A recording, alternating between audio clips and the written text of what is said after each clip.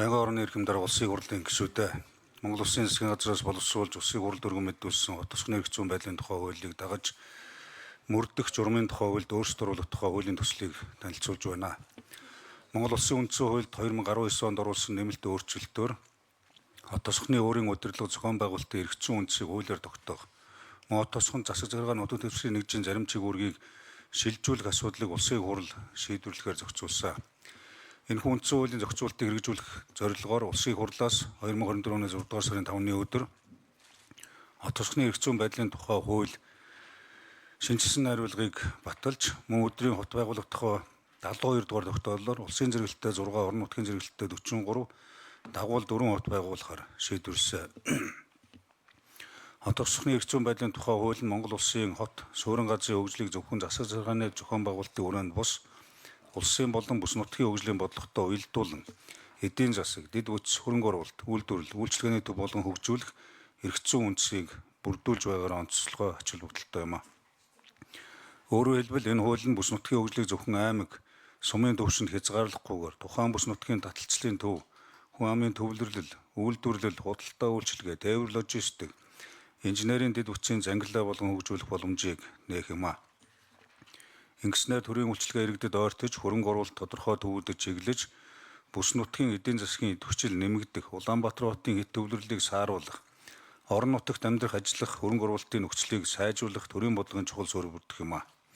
Засгийн газраас боловсруулсан энэхүү хуулийн төслийн зорилго нь хот байгуулах бодлогыг Монгол Улсын үндсэн хуульд нийцсэн, бодит тооцоо судалгаанд суурилсан, эрх зүйн болон зохион байгуулалтын хувьд хэрэгжих боломжтой үе шаттай арга хэлбэрээр хэрэгжүүлэхэд оршиж байгаа болно. Хот байгуулах асуудал нь зөвхөн нэршил, статусын асуудал бус тухайн хотын эдэлбэр газар, хил зааг, удирдлагын бүтэц, жигүүрэг, төсөв, өмч хөрөнгө, хүний нөөц, иргэдэд үзүүлэх төрийн үйлчлэгээний зохион байгуулалттай шууд холбоотой зохиц асуудал юм а. Энэ хүрээнд хот тосгоны эрх зүйн байдлын тухай хуулийг хэрэгжүүлэх бэлтгэл ажлыг хангах явцад дараах хүндрэл бэрхшээлүүд үүссэн бөгөөд үүнтэй холбогдуулан хот байгуулахад хүн амын тоо, эдийн засаг, нийгмийн ач холбогдол, дэд бүтц, зам харилцаа, инженерийн байгууламж, тухайн засаг захиргаа, нутаг дэвсгэрийн нэгжид үзүүлэх, нөлөөлөл зэрэг олон шалгуурыг хамтан тооцох шаардлагатай болсон. Гэвч өмнө батлагдсан шийдвэрүүдийг хэрэгжүүлэх явцад зарим хотын хүн амын тоо, эдэлбэр газар, хил зааг, өмч, төсөв, байгууллагын бүтэц бүрэн тодорхой болоогүй бөгөөд ийм нөхцөлд улсын зэрэгэлттэй, орон нутгийн зэрэгэлттэй болон дагуул хотуудыг нэгэн зэрэг олноор байгуулах нь чигүүргийн давхардал, төсвийн нэмэлт ачаалал, зохион байгуулалтын хүндрэл зэрэг үүсэх эрсдэлтэй тул хот байгуулах бодлогыг бодит нөхцөл бэлтгэл ажлын түвшинтэй уялдуулан үе шаттай хэрэгжүүлэх нь зүйтэй гэж үзлээ. Иймд дээр дурдсан практик хүндрэл, бэрхшээл, нөхцөл шаардлагыг харгалзсан хот тосгоны эрх зүйн байдлын тухай хуулийг дагаж мөрдөх журмын тухай хуульд өөрчлөлт оруулах хэрэгцээ шаардлага үүсэж байна. Дээрх нөхцөл байдлыг харгалзсан хуулийн төсөлд хот байгуулах бодлогыг эрх зүй зохион байгуулалт төсөв санхүүгийн хувьд бодиттой хэрэгжүүлэхэд чиглэсэн дараах гол зохицуултыг хуулийн төсөлд тусгалаа. Нэгдүгээрт Багнуур Наллах гэсэн улсын зэрэгэлдээ 2 хотын зохион байгуулалт, эдэлбэр газар, хил зааг, чигүүргийн шилжит, төсөв санхүү, үнийн нөөцийн бэлтгэлийг ханган хэрэгжүүлэхээр тусгасан болно.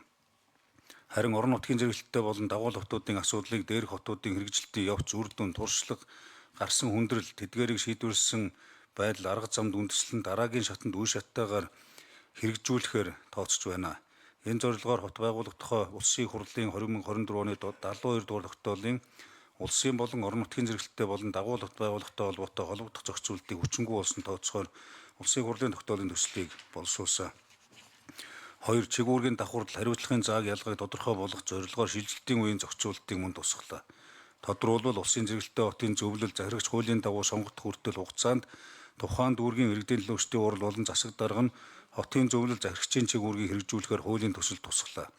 Ингэснээр шинэ бүтэц шууд давхардал бий болохоос эргэлж төрийн үйлчилгээ таслахгүй байх, төсвийн нэмэлт ачааллыг бууруулах, хотын удирдлагын тогтолцоог үе шаттай бүрдүүлэх, хот суурин газрын өмнө тулгамдсан асуудлуудыг шийдвэрлэх, нийслэл хэмээх нэг төвтэй эдийн засаг, улс төр, нийгмийн төвлөрөл, түүнээс үүдэн гарсан олон хүндрэл бэрхшээл, агаарын бохирдол, хөрсний бохирдол, хүн амын аюулгүй амьдрах орчин нөхцөл, хот байгуулалтын шинэ орчин нөхцөлийг бүрдүүлэх гэх мэт сорилтуудыг даван туулахад энэ шийдэл бас ач холбогдолтой гэж үзэж байгаа.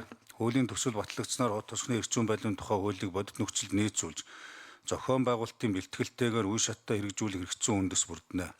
Ингэснээр хот байгуулах бэлтгэл ажлыг нэгдсэн удирдлага зохион байгуулалтаар хангах, чивүүргийн давхрал, төсвийн үр ашиггүй зардлаас өрчин сэргийлэх, орон нутгийн зэрэгтэй хот болон тосгоны хүн амын шалгуурыг бодит нөхцөлд нийцүүлэх ач холбогдолтой юм а. Иймд Монгол улсын хот суурин газрын хөгжлийг бүсчилсэн хөгжлийн бодлоготой уялдуулж иргэдэд хүрэх төрийн үйлчлэгийг ойртуулах, орон нутгийн хөгжлийн төвүүдийг бодитоор бэхжүүлэхэд чиглэсэн энэхүү хуулийн төсөл улсын хурлын тогтоолын төслийг танилцуулж байна. Та бүхнээс хуулийн төслийг хилцэн дэмжиж өгөхийг хүсье. Баярлалаа.